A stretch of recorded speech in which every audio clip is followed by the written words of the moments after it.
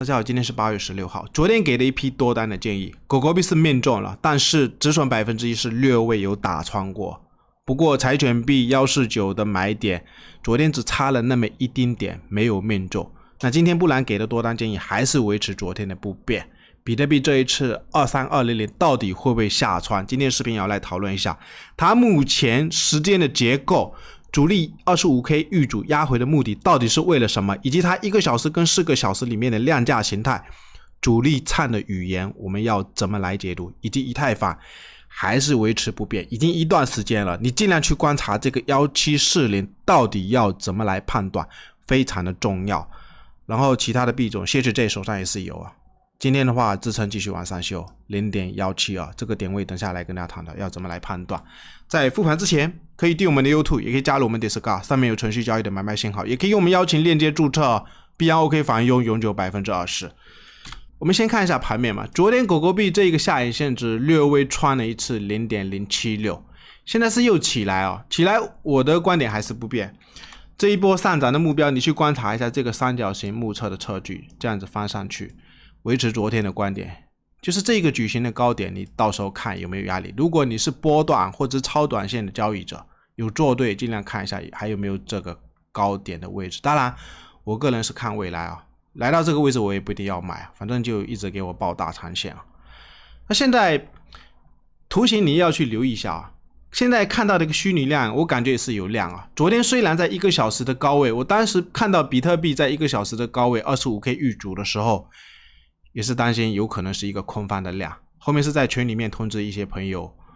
不要再追哦。那现在狗狗币是还好，它现在是在这个位置撑了一次，1个小时又有量出来了，又有量出来，你下一步去观察，可能比特币还是在整理。那如果它要维持强势，必须要给我回到这个影线里面。那柴犬币量能其实是略微有一点缩量，因为涨了 33%， 我昨天是有跟大家讲过，它就类似这一根 K 线，这一根 K 线，一根大涨出来之后，你尽量观察还有没有压回一半的位置。如果要做高抛低吸，那就高点抛低点吸嘛，就类似这种高点抛低点吸，这样子矩形来对待。现在有可能就是这样子矩形来对待，尽量这一个149的位置当成超短线的买点。如果来到这种高位，你就在这边做区间。至于 CHJ 手上也是有哦。昨天本来是想涨的，但是后来没有聊到。我们来看一下它这一根大涨的 K 线，昨天是给了163的位置啊，没有中啊，没有中，它只达到这一根 K 线的一半。那现在你继续把支撑往上修，从这2个高点的支撑修到这一根 K 线的一半的位置，修到这个位置啊。当然这只是针对超短线啊，我的观点还是不变啊。你要去跟前面的历史新高去比的话，反正目前的空间还是在相对低位的位置，才刚脱离底部的区间啊。下一步也要去观察吧，这几个位置看有没有压力，这一个区间整理的位置看有没有压力区啊。至于大盘，我们今天要聊一下，再来揣测一下它现在 25K 为什么压回，跟前面的几个高点，这一个高点压回，当时在低点不是有几个事件给大家命中过主力逆向的思维。在这个低点的时候给大家讲，都知道美联储要加息是板上钉钉的事情，全市场的散户都知道。那散户知道的利空就不是利空，它有可能加息不会跌，猜中过一次。那在这个低点的时候就给大家揣测，美国的 CPI 可能会出现大转折，也是命中过一波。现在再找的话已经很难找了。那我们看一下当时在这个低点，我前几天不是有跟大家讲，比特币市场是存在时间的自然关系。比如说去年的这个高位，我们再复习一下，从这个低点到这个高点拉到这个低点里面的2个高点是不是存在 0.382 0.618 时间自然转折的现象？这个高点见高，这个高点见高是在 69K 啊，这是不是一个时间的转折？那现在的位置呢是非常的巧妙，就前几天的视频不是有跟大家讲过，它在转折的低点是有时间的自然现象，就是那一个斐波那契数列1 2 3 4 5 6 7 8，是不是一个斐波那契数列？转折1 2 3 4 5 6 7 8，是不是一个斐波那契数列？转折，那这个低点呢1 2 3 4 5、6其实就是5的时间质量转折。那本周四我刚刚是有去看了一下，周四的时候美联储是要披露会议纪要，那这一次压回的目的，它是不是为了等待这个时间？如果我们从这个高点拉过去，今天是第18根，明天第19根，后天20根，后天就是要出那一个会议纪要嘛，所以我估计可能主力在这个位置，它这2根拉升后面的整理全部都是一个区间整理，这有点类似一个奔走线整理，它冲高 25K， 它现在压回有可能就是为了等待周四会不会变盘，我们就尽量这样子来揣测嘛。那现在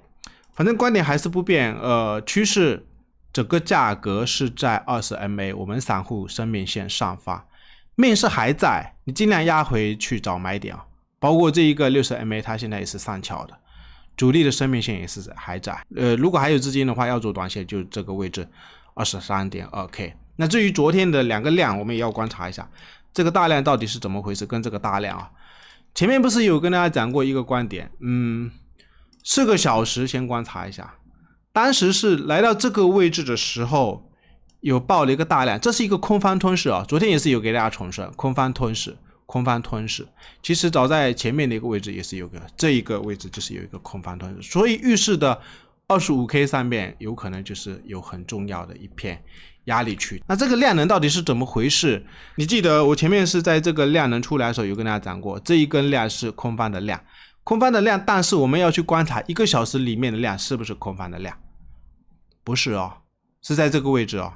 它是涨的时候是有量的，所以不是空方的量，量能是没有盖过这个量。那我后面是跟大家讲，你下一步去观察，昨天为什么通知大家现在不要去追了，或者是短线停一停哦，就是因为